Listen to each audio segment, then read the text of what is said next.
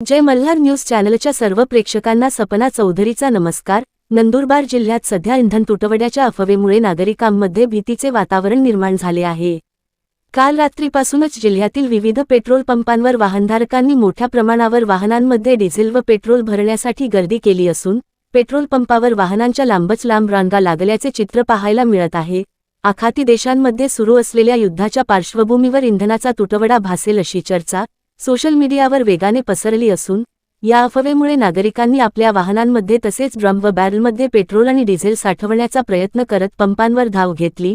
मात्र प्रशासनाच्या माहितीनुसार जिल्ह्यात इंधनाचा पुरेसा साठा उपलब्ध असून तुटवड्याची कोणतीही अधिकृत माहिती उपलब्ध नाही। तरीही अचानक वाढलेल्या गर्दीमुळे काही ठिकाणी पेट्रोल डिझेल मर्यादित प्रमाणात दिले जात असल्याचे समोर येत आहे।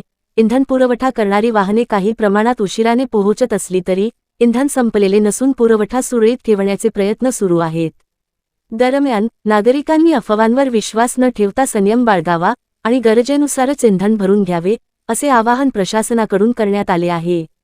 सपना चौधरी, जय मल्हार न्यूज, नंदुरबार।